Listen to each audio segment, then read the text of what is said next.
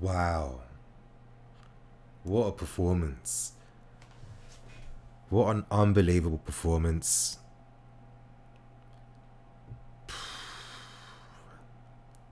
Of course, it sucks that we didn't win this because we deserved it. We outplayed Liverpool, we dominated. And I think the most surprising thing was none of us expected this type of performance.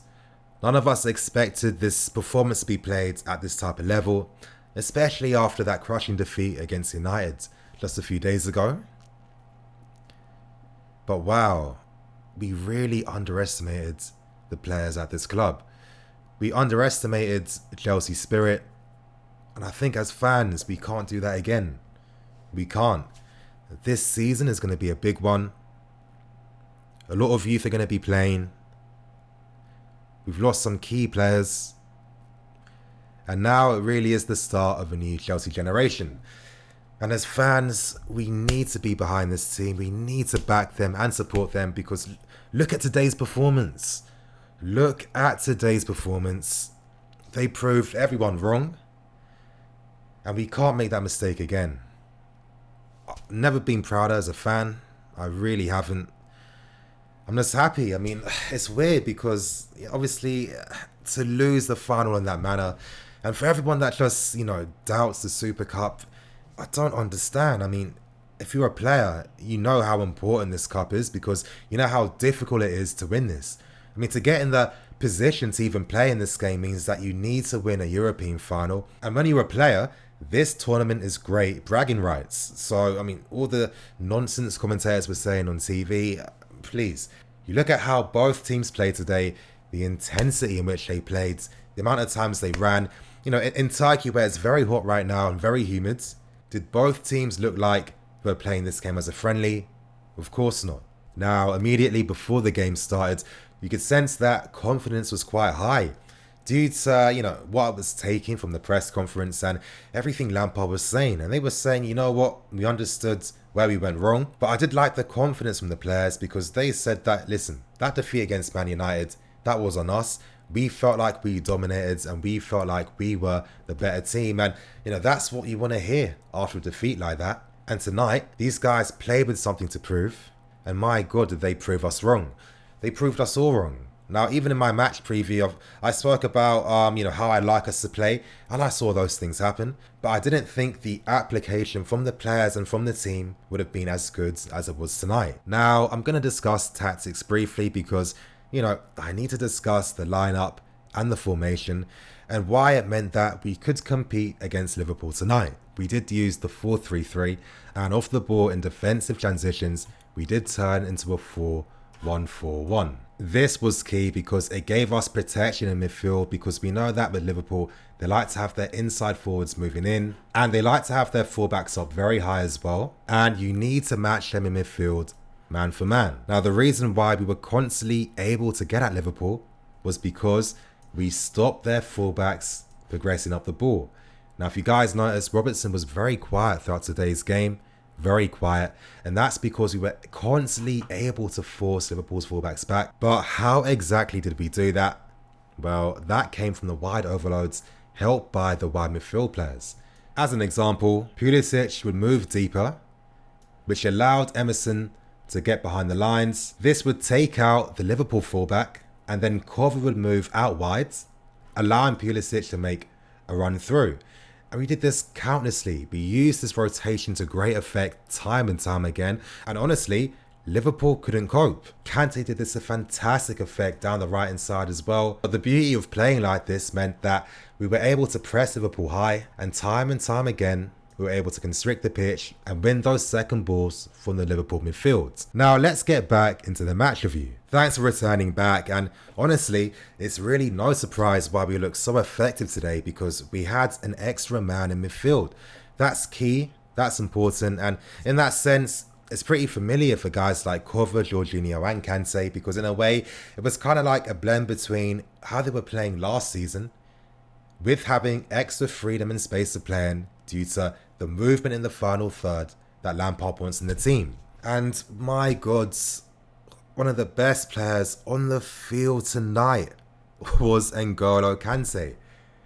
He played 120 minutes. And he's not even fully fit yet. And I was so happy to see his performance. The development in Kante. He's become even better. Kante has become even better. His use of the ball in the final third, how he sees things on the field. The way he's confident in playing those progressive passes. He's not afraid to do that now. Playing in the system under Sarri last year helped his development. I knew it was. And I knew in the long term, we were only going to benefit from that. And for me, it's kind of like seeing Michael Essien again, because Kante now every single season is still getting better and better. And just the influence that he had in the team was incredible. For people that have been saying that you need to have Kante playing DM, yeah, I get some arguments that, if you've got Jorginho there, he doesn't have those same defensive instincts, but Kante provides so much more positives to the team that if you only have him in that position, you limit 10 other great things. And the amount of second balls he won, and I keep saying, if we're playing this counter-pressing style, you need to win those 50-50s. Against United, that didn't happen, but with N'Golo Kante playing, you're not going to get the ball from him. Time and time again, he helped kickstart attacks, playing that box-to-box role. And it was incredible. One of the best Kante performances, one of the most memorable Kante performances, up there with Barcelona's and others. Kante's coming back at the exact right time this team needs him. And when you assess the strength in the midfield right now, it's incredible. And really, it was no surprise that it was Kante who was the one to win possession back to start the attack that created the first goal for Olivier Giroud. Great goal by Giroud. Great run by him, a nice diagonal, lateral run to the left-hand side to, attack the spaces from that angle. Great finish first time with this left foot.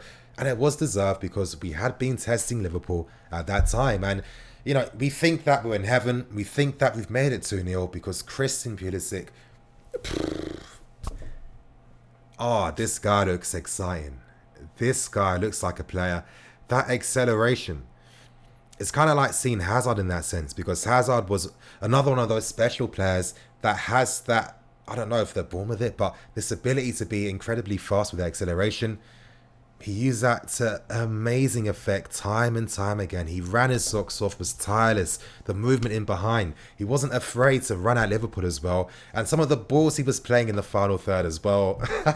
Damn, this guy looked fun today. And we thought he scored the second goal, and what a goal it would have been. If that goal stood, if it wasn't offside, then it could have been completely different. But when that happened, you could just sense that, this game is going to go right to the end, and this game is actually going to be a battle. Now, they're the key things in the first half. In the second half, Liverpool made the smart decision by replacing Oxlade with Firmino. And by having Firmino up front, it meant that Salah could play on the right-hand side more. It meant that Mane then had someone to play close with. And when they did that, things became very different. Liverpool had extra men in the press. And with Liverpool, they pushed their fullbacks up to help with this. And, during that time, it was difficult to play through it. But in the end, as we created more spaces by bringing on Mason Mount and Tammy Abraham at the right time. And, Lampard made the change at the exact right time. It started to make things fall back in our favour again. And of course we needed that because at the time Liverpool equalised, and it was very unfortunate, but at the same time Liverpool did create their luck due to bringing on Firmino at the time they did. So, you create your own luck in football. And during that time, we needed more runners off the ball to make runs in behind because we needed that outlet to help play out from the back.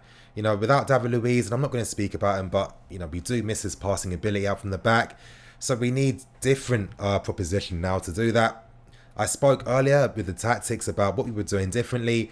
And obviously in the second half, we were using the movement of Tammy and Mason in behind to obviously play these long direct passes to bypass Liverpool's midfield. And it worked to great effect. Mason Mount was making tireless runs, holding the ball up in the final third. Same thing as Tammy. And I thought Tammy's hold-up play today was a lot better. Even though his hold-up play was decent against Man United. So again, just the improvement in his game, in such a high-profile game as well, is great to see. But as I said, by making these runs and holding the ball, it allowed the midfield to get back into the game. And that gave us the control again in those central areas. Guys, you know I love talking tactics, but today, today's game was about the emotion. It was about the future, and, I want to speak briefly about some other key players. Mason Mount in particular. Look at Mason Mount. Look at how he plays the game. You look at how he helps the team. Now, there was a moment in the second half which really stood out for me. It was when Salah nutmegged him. The crowd went like, ooh. And if you're a young player, that's a bit demoralising. That could affect your confidence. And most players would just let Salah go and have a free run. But not Mason. Mason stood at it. He stuck at his man. He stopped Salah progressing the ball, making any good passes in the final third. He had to force the play back. And that's all because Mason Mount's mentality was to do his job. And this is exactly why Lampard rates him so highly. Some of his shots on goal, incredibly unlucky not to get the second. And my God, what a finish it was with his left foot. His left foot, and I've been telling you guys for time, the guy's dangerous in the box. He gets goals. He's much better than people give him credit for. And I think it's a disgrace right now from the fan base, from anyone that's doubting Mason Mount. I'm sorry. Please, my friends, please get over this bias. Stop it. The game's going on, and due to the tactical subs from Lampard, we've kept that same intensity. And as the game's going on, we're noticing that Liverpool are getting tighter and tighter, but we're still constantly able to stretch them and get in behind. And whenever you're doing that, you're forcing the Liverpool players to keep running and moving. And that's only going to make them more tired. It goes into the second half, and second half, Liverpool get another early goal. Mane gets his second goal. Hey, it was a good finish. He's a good player. And you're thinking, you know what? The game's not over. The game can't be over. How can it be over? We've been the better team. In my head, honestly, I wasn't worried. I wasn't worried because of how we were playing. With the opportunities we were constantly creating, I felt that getting the second goal was bound to come. I mean, we hit the post again, and then to score 2 goals that were disallowed as well. Please. I felt like it was a matter of time, and not too long after Mane's goal, we win the penalty. Great play by Tammy. And that application is important, because if that's a Giroud or guys like Morata, Higuain back in the day, they're not making that run. And if that run's not made, we don't get the penalty. And that penalty was decisive because it meant that the game was back in our favour. And that penalty, honestly, I was feeling cold. When I saw Jorginho, that intensity in his eyes, I was getting goosebumps. He looked like a madman possessed. And it's like you could feel the intensity that, you know what, I'm scoring this goal. And of course, Jorginho scored the goal. And Jorginho scored the goal how he always scores his penalties. The guy's ice cold. You can't knock his confidence. That's impossible. I remember after the Man City game, people constantly were sticking on him saying X, Y, and Z. The amount of hate he's got, and it hasn't fazed him. He's stuck to what he knows. And he's really starting to become a leader right now. And, for the season we're going to have, that's the exact type of mentality that we're going to need. And from then on, we got so close to getting the winner. Tammy did have an effort, and if he got more purchase on the ball, that's going in the back of the net. But even though we had valiant efforts from Mason Mount, Pedro, and a few others, we weren't able to win it in full time. And you know what? It's coming to penalties. And penalties always make the game pretty funny. It's the moment where, before the shootout starts, you start to reflect on the game, reflect on how we got here. You start to live back memories of missed opportunities and mistakes, and you start to think, what could have been? You can never get that full confidence because really it's like a flip of the coin.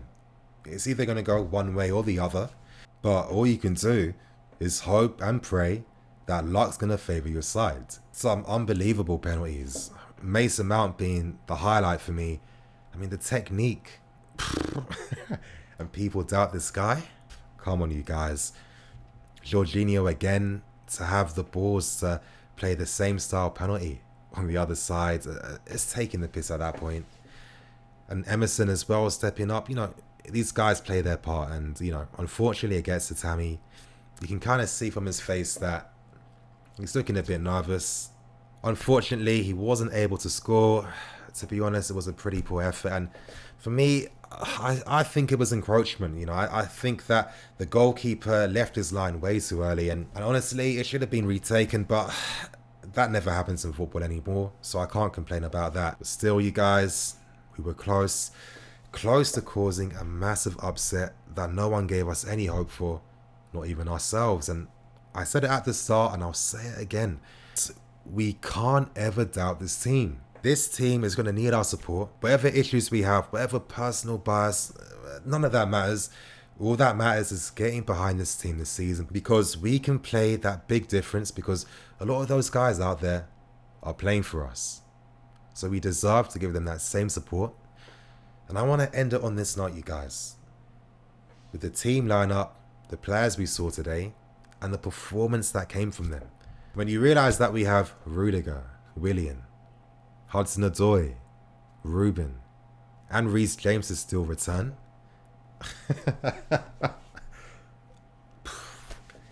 It's exciting. It really is exciting. Like, picture it, like Reece down the right hand side with fantastic delivery inside the box. Hudson-Odoi being Hudson-Odoi, just destroying man, just tearing man. The sauciest football you can imagine. Ruben adding the sauce in midfield as well. The goal threat, the ability, the dominance, the power. Rudiger helping us play out from the... It's going to be an exciting season. And this team is shaping up to be something pretty special. It's sad we lost today, but good things are still going to come. And Leicester, we'll see you guys this weekend. I'm EFC. This is Blue Lions TV. Heads up, everyone. I'll see you guys tomorrow.